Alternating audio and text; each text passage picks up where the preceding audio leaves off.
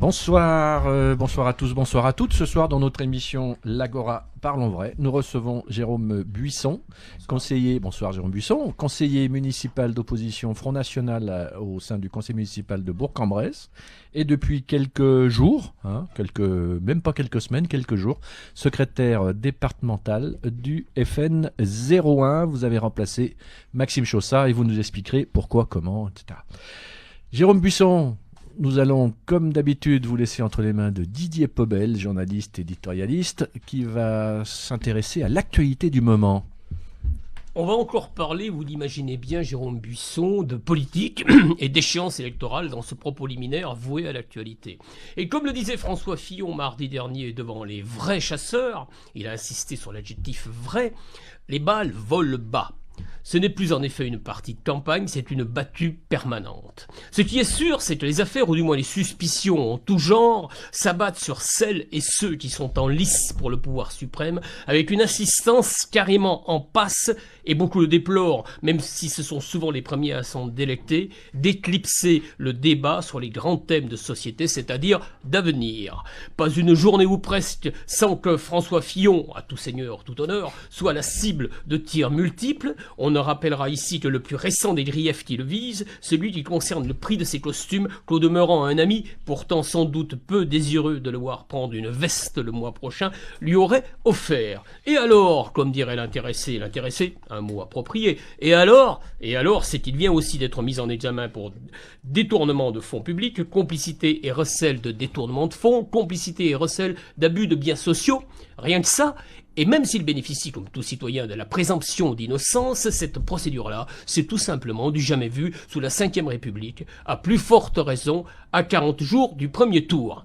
Et voilà que, ayant longtemps surfé au-dessus de l'écume, le fringant Emmanuel Macron est touché à son tour, même si c'est à un niveau bien différent. Le leader d'En Marche est suspecté de favoritisme pour l'organisation d'une soirée en forme de grand-messe de l'électronique à Las Vegas en janvier dernier. Sans oublier la gauche, où la chasse au hamon est plus que jamais ouverte dans ce qui fut la réserve des éléphants du PS. Cela, ordinairement, c'est tout bénef pour la candidate anti-système, comme elle se plaît, pour le moins abusivement, à se définir, qu'est Marine Le Pen. Votre candidate, Jérôme Buisson, vous qui, conseiller municipal à Bourg, et Jean-Marc vient de le rappeler, et conseiller communautaire, êtes aussi le nouveau responsable départemental de votre parti, où vous avez succédé tout récemment, Jean-Marc, tu l'as dit, à Maxime Chaussat. À 44 ans, vous n'êtes membre du Front National que depuis peu de temps, après quelques années passées, disons, dans la mouvance, et vous vous y sentez bien. Je disais qu'en temps ordinaire, les problèmes des autres, de l'UMPS, selon sa formule, ouvraient un boulevard à Marine Le Pen. Sauf qu'elle est désormais largement, elle aussi, dans le collimateur. Des affaires au FN, vous n'esquivez pas, Jérôme Buisson. C'est toujours gênant, il vaut mieux ne pas en avoir, déplorez-vous, avant de vous ranger derrière cette option assez généralement admise que, au Front National, ce n'est pas comme ailleurs, et que contrairement à ce qui se passe chez Fillon, lequel apparemment dévise dans les sondages, chez vous, au FN, l'opinion s'en fiche.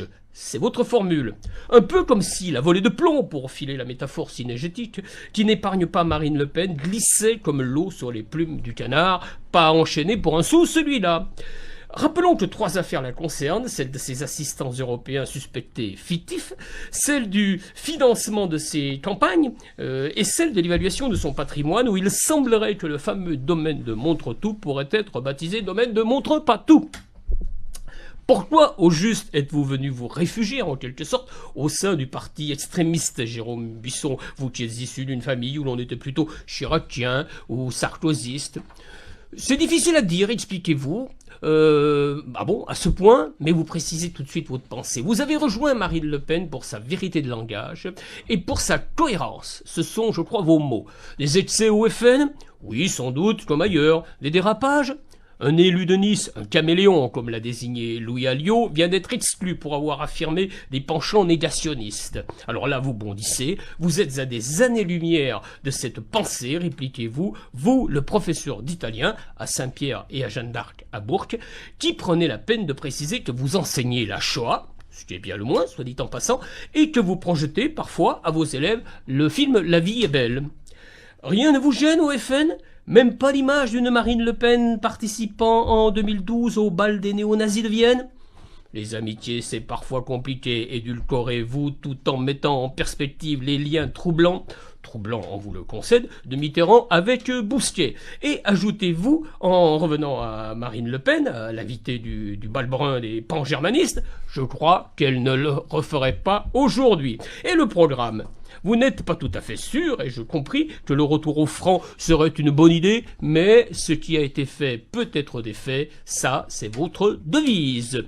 Vous ne cachez pas que vous avez parfois un peu de mal à faire valoir ce principe au sein de votre univers professionnel, que vous n'hésitez pas à caricaturer un brin lorsque vous déclarez « je suis entouré d'amis de gauche, puisque je suis enseignant ». À vous croire, certains collègues vous demandent parfois « t'as un cerveau, toi, pour être au Front National ?» Apparemment, cela ne vous touche pas plus que les convocations chez le juge touchent Marine Le Pen. Vous formez des jeunes gens, noble mission. Vous lisez beaucoup la presse, et pas le trapouillon que vous n'aimez pas. Vous aimez les voyages et les langues. L'italien, l'espagnol, l'allemand, vous avez même appris très récemment le thaï lors d'un séjour du côté de Bangkok. Vous écrivez des poèmes, on y reviendra en fin d'émission. Et puis, ah oui, j'oubliais, vous jouez au tennis. Vous avez même des responsabilités au sein du club de la SPTT de Saint-Denis. Le tennis, ce sport où, comme dirait Fillon, les balles volent bas, mais celles-ci, elles ne font pas de mal. Merci Didier. Alors Jérôme Buisson, que pensez-vous de ces propos? Écoutez, c'est un portrait, en ce qui me concerne, assez juste. De toute façon, effectivement, il découlait d'un premier entretien qu'on avait eu téléphonique, où je me suis défini. C'est tout à fait vrai que je me sens très bien au Front National et pas du tout honteux d'être dans ce parti. Je fais bien la différence entre le Front National d'aujourd'hui, présidé par Marine Le Pen, qui porte un programme complet et qui est très loin, effectivement, de la caricature, par exemple, qu'on a pu voir hier dans l'émission C8. Il y a effectivement des éléments mauvais qui gravitent autour du Front National, comme à la queue d'une comète, je dirais, et qui essaie de s'accrocher pour avoir parfois une place aux législatives ou une responsabilité au front. Ils assurent parfois qu'ils ont changé en nous regardant droit dans les yeux, et puis effectivement, face à une caméra cachée, on voit parfois, une caméra cachée sournoise quand même, on voit parfois que les discours officiels et les discours en privé ne sont pas les mêmes, mais je crois que Marine Le Pen a pris la bonne décision, elle a mis toute la fédération sous enquête et a suspendu immédiatement les gens et les investitures qui étaient de ces personnes qui ont tenu des propos inacceptables, et d'ailleurs inacceptables aussi à notre rencontre, car je me rappelle que dans le reportage, quand il y a le passage à Lyon, il y a un membre du FNJ de Nice qui nous définit, nous, les nouveaux fronts de tapettes, hein, voilà, et donc je n'ai pas plus de respect pour ces personnes qu'ils n'en ont pour moi. Jérôme Buisson, c'est vraiment très très sympa chez vous. On va pouvoir en discuter dans les minutes qui viennent. Nous allons marquer une première petite pause. Merci. Nous débutons la deuxième partie de notre émission L'Agora Parlons Vrai avec ce soir Jérôme Buisson, conseiller municipal d'opposition à Bourg-en-Bresse, secrétaire départemental du Front National dans le département de l'Ain. Nicolas Bernard, une première question à notre invité. Jérôme Buisson, bonsoir. Bonsoir. Depuis plusieurs semaines que dure l'affaire Fillon, nous demandons à nos invités successifs de réagir. Vous n'échapperez donc pas à cette petite règle. À Saint-Raphaël, Marine Le Pen a dénoncé une campagne en jachère en parlant de celle de François Fillon et de la droite. C'était au lendemain de sa mise en examen. Aujourd'hui, comment regardez-vous votre adversaire de droite ? Écoutez, François Fillon est très affaibli, ça c'est un fait. Il passe son temps à se défendre. Et on peut dire que sa défense, c'est vrai, parasite la campagne électorale. Pour revenir au programme, effectivement, Marine Le Pen aussi a un programme à défendre. Et elle le défend, dans un bruit de fond d'affaires qui l'empêche, effectivement, d'une certaine façon, de le confronter aussi aux autres programmes qui, pour l'instant, n'existent pas. François Fillon se défend tous les jours. Emmanuel Macron a produit son programme il y a peu de temps. Donc nous pouvons dire qu'effectivement c'est une campagne assez étrange pour l'instant, où finalement seul le Front National défend son programme. Benoît Hamon a présenté le sien ce matin. Les affaires, le FN, ça vous concerne aussi. Didier Pobel l'évoquait, le financement des campagnes de 2012, le patrimoine de Jean-Marie Le Pen, collaborateur au Parlement européen. Les enquêtes judiciaires ne manquent pas également chez vous. Vous êtes pas finalement plus à l'abri que la droite, même si vous les évacuez. Non, mais il y a beaucoup d'affaires, c'est vrai. Tout d'abord, il faudrait dire qu'elles ne sont pas tout à fait de la même teneur. François Fillon est présumé innocent, c'est vrai, mais par contre, il y a un côté moral dans les affaires de François Fillon qui n'est pas le même. Il y a des soupçons plutôt d'enrichissement personnel, alors que les affaires de Marine Le Pen portent plutôt sur des attachés parlementaires. Il reste à définir s'ils ont travaillé à Bruxelles ou s'ils ont travaillé au siège. Ce n'est pas tout à fait la même portée. Peut-être d'ailleurs qu'ils ont travaillé aux deux. C'est très difficile de détricoter le travail d'un assistant, d'un attaché parlementaire actuellement. De plus, l'OLAF qui a, dénoncer ces affaires, on le sait, est quand même... C'est l'organisme antifraude européen. Voilà, exactement. Était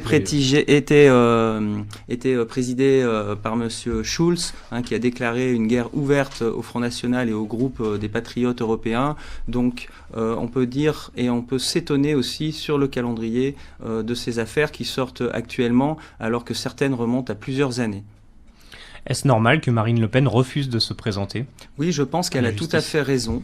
Nous voyons d'ailleurs les résultats de François Fillon qui, lui, a accepté d'aller voir le juge. Marine Le Pen a tout à fait raison de préserver justement sa campagne électorale et de repousser à plus tard, elle n'a pas dit qu'elle fuirait la justice, elle a repoussé à plus tard sa convocation devant les juges pour préserver une campagne électorale normale, car les Français ont le droit quand même de savoir quel programme et pour quel candidat ils vont voter. Vous avez vu qu'avec l'affaire Fillon, les Républicains hésitaient jusqu'au dernier moment même à savoir le candidat pour lequel ils allaient voter. Voilà, je pense qu'elle a effectivement raison. Le calendrier n'est peut-être pas si innocent que ça. Donc elle a raison de ne pas se laisser faire. C'est un droit constitutionnel. Elle a une immunité. Mais est-ce que les Français comprennent ça ? Écoutez, ça dépend peut-être des candidats, de comment ils se défendent. François Fillon, effectivement, lui, se défend très mal. Marine Le Pen, a priori, se défend beaucoup mieux, vu que c'est elle qui est première dans les sondages, dans les intentions de vote. Donc je pense que les Français ne lui en tiennent pas rigueur. Macron la grignote un petit peu quand même, ça doit vous inquiéter. Écoutez, il faudra bien un adversaire face à Marine Le Pen au deuxième tour. Donc que ça soit François Fillon ou Emmanuel Macron, ma foi, nous avons peut-être, je dis bien, il faut jamais vendre la peau de l'ours avant de l'avoir tué, mais nous avons peut-être déjà gagné la première bataille en étant présents au deuxième tour. Arriver premier en tête du premier tour, symboliquement, c'est important. C'est important, mais je pense que nous arriverons premier. On serait une première dans l'histoire de... Voilà, lors du premier tour. La candidature, vous savez, d'Emmanuel Macron, les électeurs sont très incertains de leur choix de vote. Nous, c'est pas le cas. Et puis, comme vous dites, les affaires commencent à pleuvoir aussi sur Emmanuel Macron. Son programme sera attaqué et critiqué dans les semaines qui viennent. Et je ne doute pas qu'il puisse encore baisser, sachant que certains ralliements sont plutôt des boulets que des avantages. Alors en astrologie, on dirait que les planètes sont alignées cette année pour le FN, peut-être plus que jamais. Le nationalisme monte un peu partout en Europe, il y a eu l'élection de Trump, on voit que les électeurs, les citoyens un peu partout ont envie de renverser la table, peu importe de quel côté, mais en tout cas ils ont envie. Le plafond de verre que n'arrivait pas à dépasser le FN jusqu'à présent, selon vous, va-t-il exploser lors de cette présidentielle, ou en tout cas avez-vous un ressenti de la part d'électeurs, de citoyens ? Alors plusieurs choses, d'abord les mots sont importants, je réfute le mot nationalisme, je parlerai plutôt de patriotisme. Deuxième chose... Moi je le maintiens, mais... voilà, mais chacun son mot, on va dire. J'ai perdu le fil de la question. Est-ce que le FN est en capacité de crever le plafond de verre? Oui, alors ce plafond de verre, moi je n'y crois pas trop, effectivement. En ce moment, on voit bien que les électeurs sont indécis. Beaucoup d'électeurs se portent sur la candidature de Marine Le Pen. Nous avons une réserve de voix encore, on l'a démontré lors des dernières élections, entre le premier tour et le deuxième tour. Et surtout, la campagne n'a pas commencé. Moi, je pense que quand la campagne aura commencé, quand Marine Le Pen pourra enfin débattre face à Emmanuel Macron ou à François Fillon, les Français se rendront peut-être encore plus compte du sérieux du projet qu'elle porte et de la cohérence, comme je parlais tout à l'heure. Alors on va revenir à vous, Monsieur Buisson. Vous avez donc remplacé Maxime Chaussat il y a combien de temps maintenant? Un mois, disons à peu près. Début mars. Ouais. Début mars. Voilà. Quel va être votre rôle en tant que secrétaire départemental? Alors, le rôle de secrétaire départemental, c'est quelque chose qui est normé. Voilà, c'est pas une nomination et on fait ce qu'on veut derrière. Donc le rôle, c'est d'animer la fédération, voilà, de la structurer, de la développer. Et après, évidemment, chaque secrétaire départemental apporte sa touche personnelle. J'en ai une. Mon objectif, c'est d'ouvrir le Front National au plus grand nombre, de le faire connaître, d'ouvrir le bureau aussi du Front National, de faire entrer des gens nouveaux qui pourront nous apporter leur point de vue, qui pourront nous apporter leurs compétences, leur réseau aussi. Voilà un des objectifs Comment vous principaux. faites pour en arriver là? Eh bien, tout simplement. Comment allez-vous faire? Alors, déjà, nous avons ouvert une permanence. Ça fait partie de cette stratégie, on va dire, pour pouvoir être visible, pour pouvoir être accueillant. Comme vous avez remarqué, on a pris une permanence en rez-de-chaussée. La porte est ouverte. Voilà, nous avons encore eu une ou deux visites là cet après-midi. Donc, les gens passent devant, voient les affiches, entrent, viennent demander le programme. Et c'est tout simplement, c'est du contact avec les gens, du contact avec les commerçants. Nous allons les voir. Et puis, nous allons. C'est aussi une attitude à avoir. Voilà, ne pas être simplement non plus dans l'opposition, mais dans la construction, dans la proposition.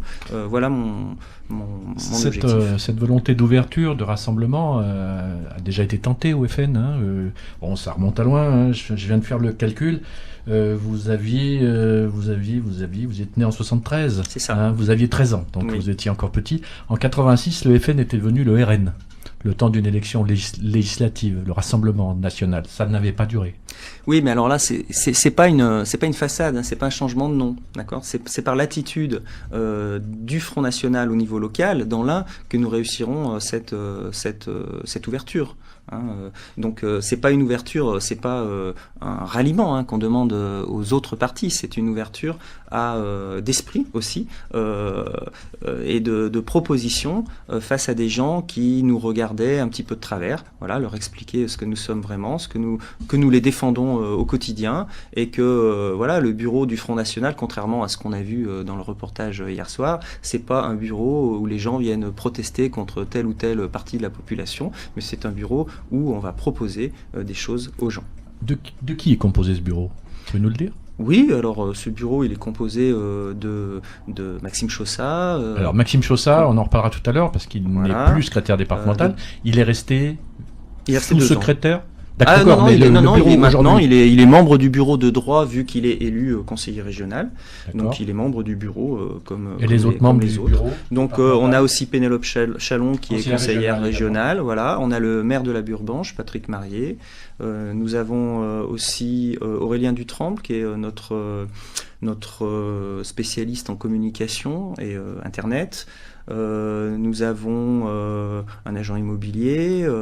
Donnez son nom. Jean-Pierre Vergniaud. Quelle région il est alors j'oublie à chaque fois. Il est, je crois, de Châtillon-sur-Chalaronne. Et puis nous avons qui encore? Nous avons Noblet n'est plus dans. Non, nous avons Blanche Chaussat, donc la femme de Maxime. Nous avons Anne Michaud. Nous sommes 9 ou 10. D'accord. Voilà. Donc Maxime Chaussat n'est plus secrétaire départemental du FN. Il était resté par intérim un temps. Il avait été validé par les instances parisiennes par la suite. pourquoi n'est-il plus là?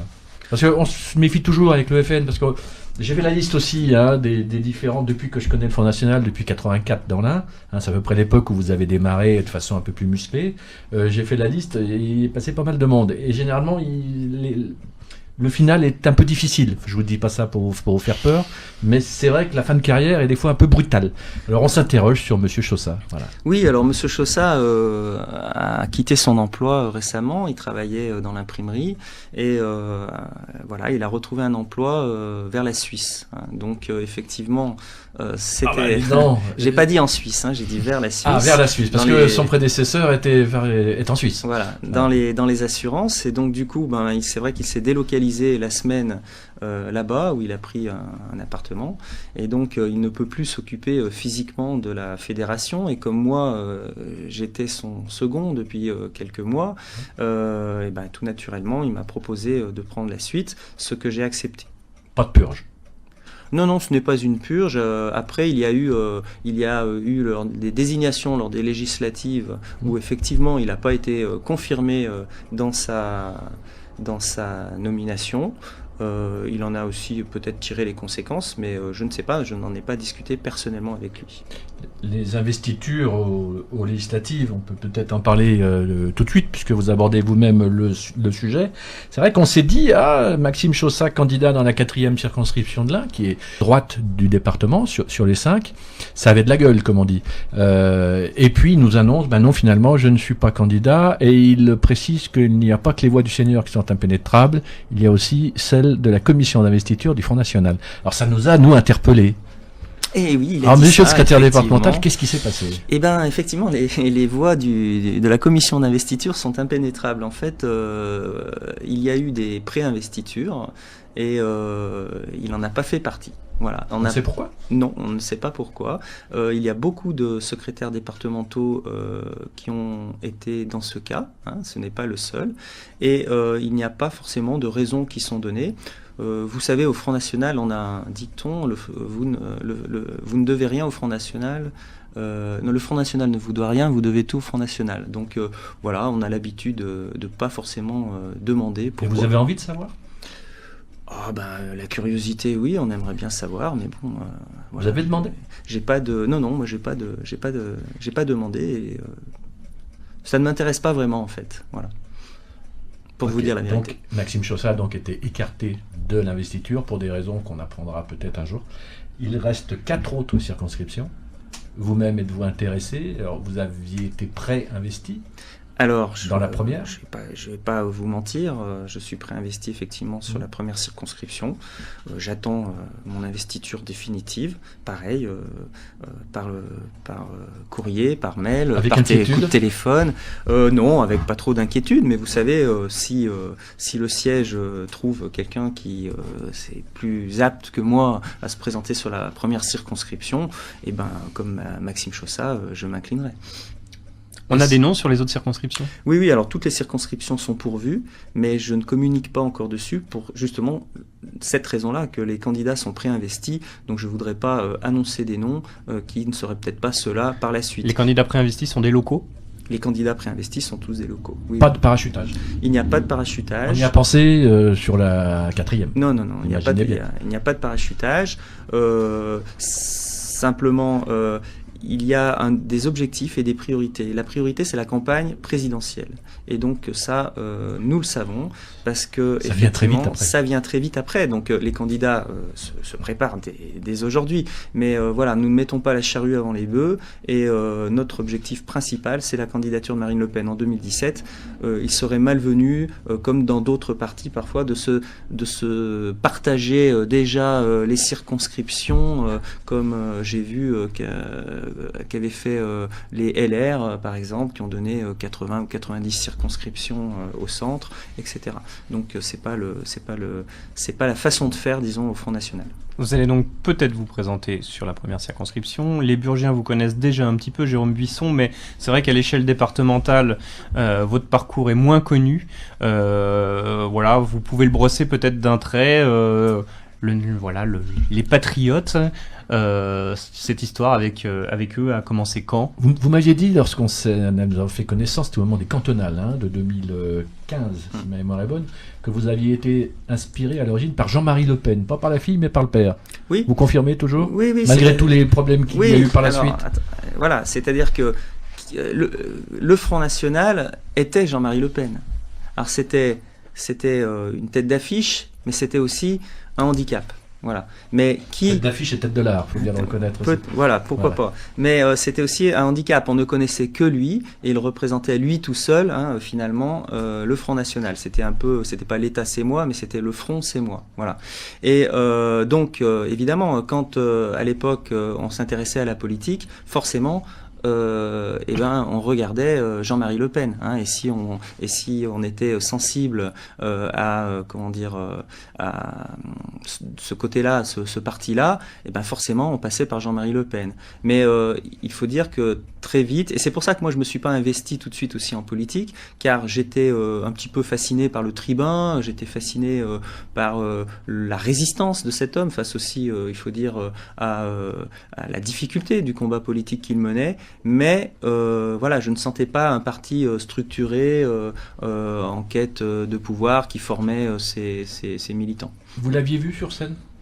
Je l'ai vu une fois, oui, à Lyon, il y a longtemps. Et effectivement, c'est comme ça. C'est une amie, en fait. C'est une amie qui m'a dit un jour, viens le voir en meeting, tu verras. On peut être impressionné lorsqu'il est sur scène. On peut être aussi impressionné par l'environnement lorsque Jean-Marie Le Pen est sur scène. C'est-à-dire qu'à l'époque, il y avait tout un accompagnement qui pouvait interroger. Ça a été le cas, j'ai été impressionné, voilà, et j'ai vu qu'un seul meeting. Dites-nous, est-ce que vous avez dans votre bureau 2 élus, conseillers régionaux, c'est pas trop difficile d'exister avec deux élus? Non, nous avons une très bonne ambiance au sein du bureau. Il n'y a pas de grosses têtes, comme on pourrait dire. Tout le monde travaille. Pénélope Chalon et Maxime Chaussat. Oui, voilà, tout le monde travaille à sa tâche. Pénélope Chalon est très présente, fait un travail important. C'est mis à mon une Pénélope qui travaille. J'attendais que vous le releviez. C'est mis au service de la fédération, et Maxime Chaussat aussi. En toute humilité, quand j'ai pris sa place, m'a laissé faire mon travail. Et, voilà. Eh bien, sur cette histoire de Pénélope, nous allons marquer la deuxième pause. Troisième partie de notre émission L'Agora Parlons Vrai avec Jérôme Buisson, conseiller municipal de Bourg-en-Bresse et secrétaire départemental du Front National. Nicolas Bernard. Oui, nous parlions à l'instant de la région. J'en profite pour faire cette parenthèse. Laurent Wauquiez, l'un des premiers présidents de région, a appliqué la clause Molière. Il a même créé une brigade qu'il a mis en place cette semaine pour une vérification. Donc la clause Molière est l'obligation de comprendre le français sur un chantier. Vous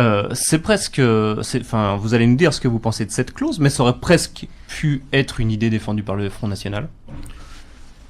Oui. Pourquoi pas? Il me semble que c'est quand même pas discriminatoire, donc il me semble que c'est quand même la moindre des choses qu'un chef de chantier et ses employés puissent se comprendre. Après, si les deux parlent anglais,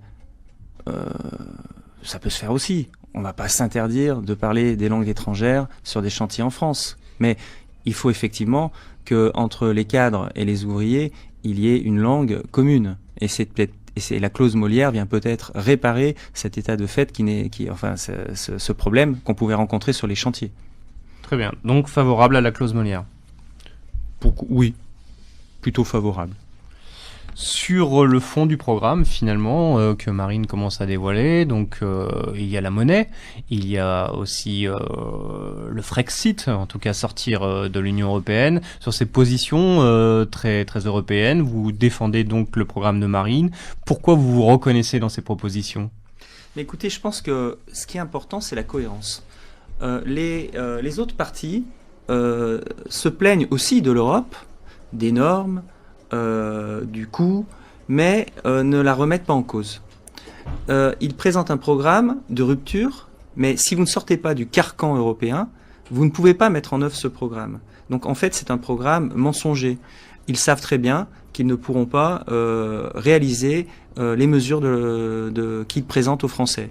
Donc, si vous voulez, à un moment, il va falloir renégocier les traités européens et montrer à l'Europe que la souveraineté nationale, c'est quelque chose qui existe encore. Oui, mais renégocier les traités européens, ça veut dire rester dans l'Europe pour changer l'Europe. Ça ne veut pas dire sortir de l'Europe. Très clairement, le Front National veut sortir de l'Union européenne. Alors, Marine Le Pen présente ça en 2 temps. Il va y avoir tout d'abord une négociation, c'est-à-dire qu'elle va aller là-bas, forte de son élection, et redemander des négociations, peut-être certaines suppressions de certaines mesures et de certaines lois européennes. Et effectivement, si elle se retrouve face à un refus, elle a dit qu'elle passerait par un référendum et demanderait aux Français s'ils veulent, comme les Anglais finalement, sortir de l'Union européenne. Je ne doute pas que l'Union européenne y réfléchira à 2 fois, car la France est un pays central en Europe, et se passer de la France en Europe, c'est la mort de l'Europe. Donc, de toute façon, l'Union européenne, à mon avis, sera obligée d'accepter la plupart des revendications que le Front National et que Marine Le Pen, présidente, leur proposera. La sortie de l'euro, le retour au franc, quand on a connu le franc, quand on a connu cette monnaie qui se dévaluait, qui n'avait pas de stabilité. À l'époque, beaucoup enviaient le Deutschmark, si, c'est vrai, dans les années 70, même si Valéry Giscard d'Estaing était là, même si l'inflation profitait et que le pouvoir d'achat était important, le Deutschmark était la seule monnaie stable en Europe. Les Français l'enviaient. Aujourd'hui, comment stabiliser une monnaie française dans un contexte qui est encore plus mondialisé ? Mais attendez, que les monnaies fluctuent.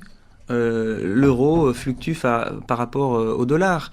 Le franc, moi je me rappelle dans ma jeunesse, j'étais pas inquiet d'avoir le franc dans mon porte-monnaie. D'ailleurs, l'euro, avant qu'on le mette en œuvre, on n'y pensait même pas. Voilà, les pays ont vécu pendant des années, des siècles avec une monnaie nationale, et on n'était pas inquiet du fait qu'une autre monnaie était plus forte. Il y a quand même un problème de stabilité. Mais écoutez, on faisait quand même marcher pas mal la planche à billets. Oui, mais regardez l'Union européenne en ce moment, elle n'arrête pas de faire marcher la planche à billets. Les États-Unis, là, viennent de remonter leur taux récemment, aujourd'hui ou hier, et l'Union européenne se refuse de faire ça, mais injecte, je sais plus si c'est 10 milliards ou 100 milliards par mois, donc peut-être pas par mois, je me trompe dans les chiffres. C'est un petit peu différent, le contexte n'est pas tout à fait le même. Les crises qu'a connu le franc, c'était du franco-français.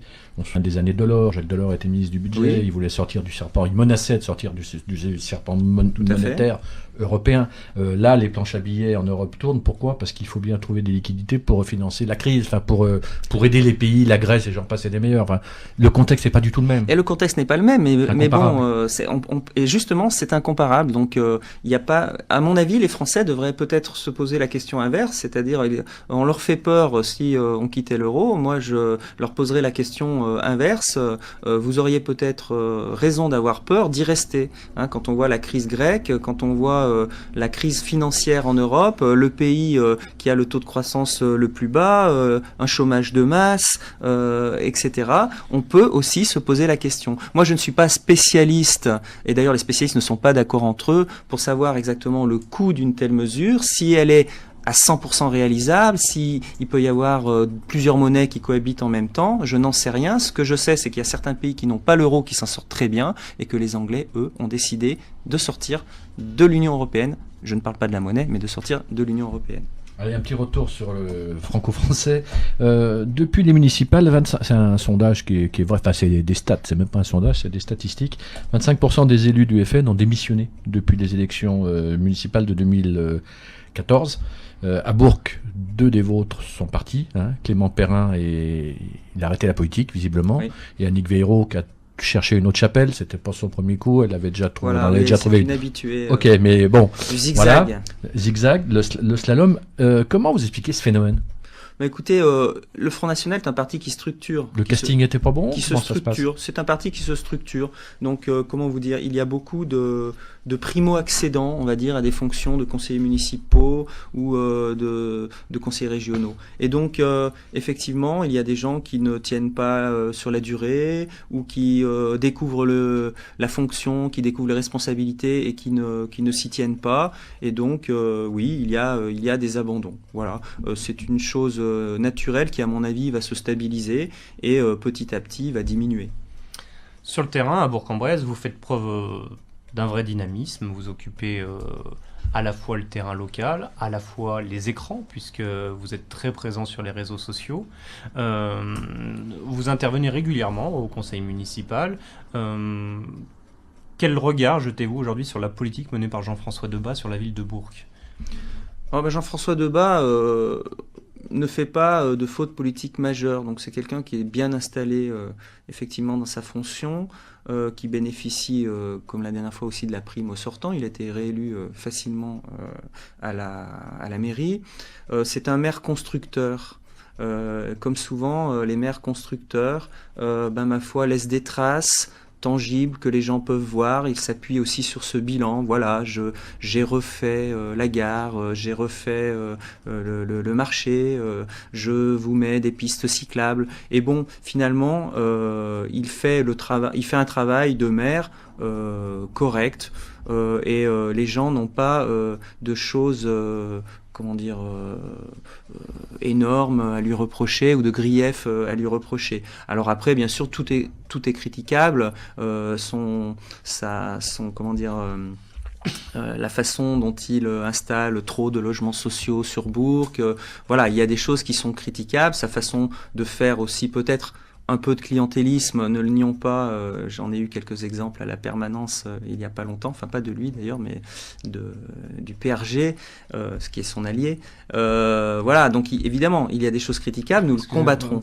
Quand vous dites clientélisme, va falloir nous expliquer un petit peu. C'est-à-dire que, d'ailleurs, Pierre Lurin, qui était ici il y a quelque temps, le dénonce aussi assez régulièrement.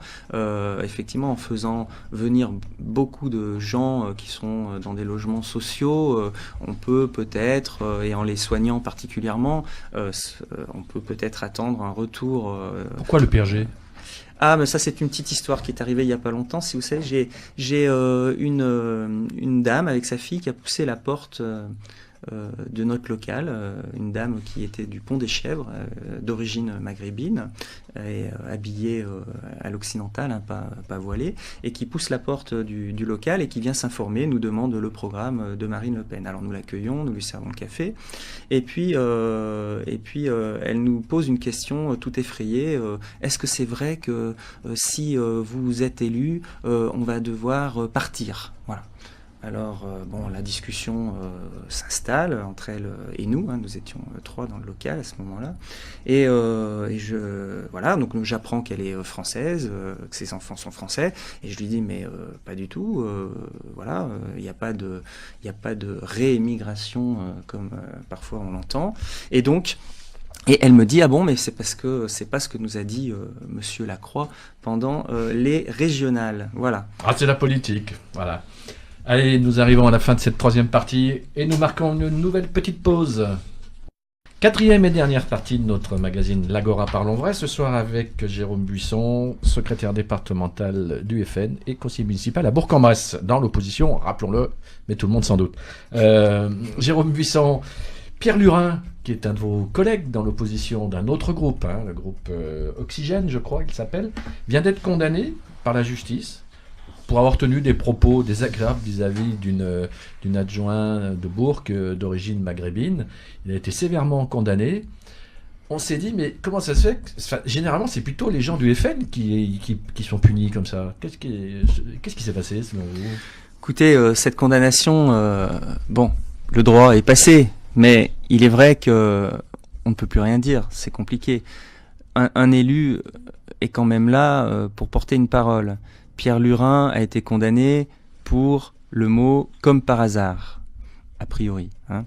ça fait cher les mots, hein, forcément, 5 000 euros, ou un peu plus même. Et donc, qu'est-ce qui se passe tout simplement? Voilà, il a usé de sa parole politique et une plainte a abouti à une condamnation. Franchement, moi qui connais l'homme, je trouve ça difficile et injuste à son égard. Mais bon, que voulez-vous dire? Mais Pierre Lurin lance un lurinton. Vous êtes au courant de ça? J'ai vu ça hier sur les réseaux sociaux, effectivement. Pour payer cette somme après Sarcoton, le lurinton, c'est... Mais écoutez, c'est une habitude peut-être chez LR, effectivement. Sarcoton, lurinton, 2 € pour voter, effectivement. Ma foi, c'est peut-être une façon de payer l'amende, je ne sais pas. Vous allez l'aider? Ah non, je ne participerai pas au lurinton. D'abord, j'ai pas les moyens. Vous savez, en tant qu'enseignant, on est très mal payé, donc je ne pourrais pas participer à ce pot. Voilà.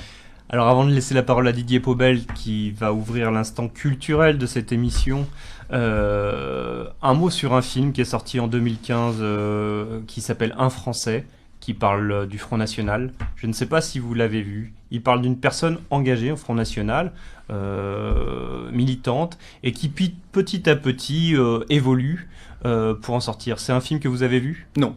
D'accord, donc vous n'allez pas pouvoir réagir, mais je vous conseille de le voir, et la prochaine fois, je vous réinterrogerai sur ça.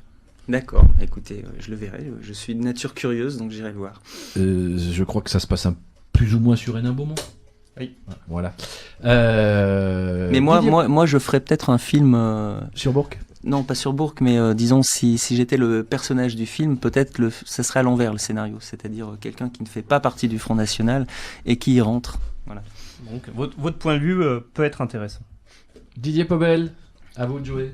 Nicolas Bernard rappelait tout à l'heure qu'il y avait une sorte d'alignement des planètes pour les partis de droite, d'extrême droite, pardon. Il y a des exceptions. Il y a eu l'Autriche et puis il y a eu hier soir, cette nuit, les Pays-Bas. Je ne sais pas quel est le point de vue sur le Pays-Bas. J'imagine que vous souhaitiez la victoire du candidat d'extrême droite. Moi, je vais donner mon point de vue. J'aurais été vraiment choqué qu'il y ait la victoire de cette personne-là au pays d'Anne Frank. Vous qui êtes un lettré et qui avez lu le journal d'Anne Frank et qui l'avez peut-être fait lire à vos élèves. Je suis rétrograde. Je fais de l'amalgame. Moi, je pense qu'il n'y a pas forcément un rapport entre la candidature de cet homme-là et le journal d'Anne Frank. C'est le pays. Oui, écoutez, c'est votre point de vue. C'est vrai que moi, je souhaitais plutôt la victoire, ou disons le plus haut score possible de Monsieur Wilders. Vous avez vu que l'alignement des planètes, finalement, elle n'était pas si alignée que ça. Il y a dû avoir une petite éclipse. Enfin, il fait quand même un bon score et on pourrait dire qu'il participe à ce vent patriote qui souffle un petit peu sur toute l'Europe et aussi sur les États-Unis. Effectivement, écoutez, mais je crois que c'était un homme plus solitaire que l'est Marine Le Pen en France, moins entouré, un parti peut-être moins structuré. Vous êtes allié avec eux au sein de l'Union européenne. Hein. Oui. Ça fait partie de l'alliance récente qui s'est créée, puisque Marine Le Pen a essayé depuis longtemps de créer un groupe. L'ENL, voilà. C'est ça. Voilà. Oui. Vous êtes un féru de lettres, de littérature, je le disais tout à l'heure, tout particulièrement d'italien. Il y a un livre qui vient de sortir, c'est une personne qui n'est pas membre de votre parti, je crois, mais qui est très très proche. Je donne 2 citations de son livre. Il faut sortir de l'UE, Bruxelles nous casse les burnes. Deuxième citation, je ne me suis pas battu contre l'Algérie française pour accepter une France algérienne. Alors, la première citation, j'aurais pu croire que c'était Gilbert Collard, mais c'est pas ça. C'est pas lui, c'est une dame. C'est une dame, c'est une grande personnalité du cinéma. Et c'est Brigitte Bardot. Son livre sort ces jours-ci. Alors quand elle dit je me suis battu contre l'Algérie française, je ne me suis pas battu contre l'Algérie française pour accepter une France algérienne. Vous souscrivez à ces propos ? Non, je pense que ce sont des propos excessifs. Une France algérienne, non, j'aime bien Brigitte Bardot. J'ai dû. Quand elle était jeune. Ce sont 2 exemples de son livre. J'en ai lu d'autres. Même maintenant. Je pense qu'effectivement, moi, je lutte contre une France islamiste. mais les Algériens, j'arrive à faire quand même le tri, hein, effectivement, entre les Algériens républicains, les Algériens laïcs, les Algériens peut-être d'ailleurs qui votent pour nous. Accessoirement, les et Français qui islamistes. sont d'origine algérienne. Oui, aussi. non, je parle de Français d'origine algérienne. Mais excusez-moi, j'ai rebondi sur votre citation, donc voilà. C'est bien de corriger. Vous m'aviez parlé, on a parlé un tout petit peu de littérature. Vous m'avez fait une confidence, vous m'avez dit que vous aimiez la poésie, que vous aimiez un grand poète italien que j'aime beaucoup aussi, qui est Giacomo Leopardi. Et vous m'avez même dit que vous écriviez vous-même des poèmes. Ça m'a un peu surpris, je ne sais pas pourquoi, c'est peut-être ça, mais on n'attend pas forcément quelqu'un qui est dans la politique, au Front National, qui s'intéresse à la poésie. Vous pouvez m'en dire un petit peu plus sur cette inclination pour la poésie? Oui, alors tout d'abord, en fait, j'ai découvert la poésie lors de mes études au lycée. Et puis après, effectivement, en étudiant l'italien, on étudie aussi les grands auteurs, les poètes. Mais on aurait pensé D'Annunzio plus Leopardi. Ah oui, non, mais il faut pas tout ramener à la politique, vous savez, c'est ça. Moi je suis quelqu'un d'assez cloisonné et j'ai beaucoup de passion. Voilà. Donc la politique est plus qu'une passion. Pour moi, la politique est un devoir par rapport à son pays, à son idéal. Mais j'ai beaucoup de passion et je ne parle pas de politique tout le temps dans ma vie. Voilà, quand je joue au tennis avec mes amis, les balles volent peut-être bas, mais on ne parle pas de politique. Et il y a du racket en politique. Et quand je lis de la poésie, je ne vais pas chercher forcément des auteurs qui se rattachent à telle ou telle cause. Voilà, moi ce qui m'intéresse, c'est le message, bien sûr, mais c'est surtout aussi la musicalité d'un texte. Voilà. Et c'est comme, d'ailleurs je vous en avais parlé, c'est comme dans mes lectures de la presse quotidienne, je ne vais pas forcément vers la presse de droite, voire de droite patriote, comme moi je de droite extrême, c'est bien. Et donc, voilà, et donc effectivement, je lis de tout, parce que si c'est pour lire seulement des choses qui se rattachent à un seul courant de pensée, c'est pas ça la culture et l'ouverture d'esprit. Vous allez les publier, ces poèmes? Ah, j'aimerais bien. Vous avez un titre, le titre de votre... J'ai pas encore choisi de titre, c'est sur mes voyages en Asie. Oui, j'ai pas dit que vous parliez le taille. Voilà, ouais. Donc c'est sur mes voyages en Asie, et donc effectivement j'aimerais bien les publier. Eh bien, nous allons finir cette émission sur ces belles paroles poétiques. Merci Jérôme Buisson d'être resté avec nous ce soir et bonne soirée et à bientôt. Bonsoir à tous.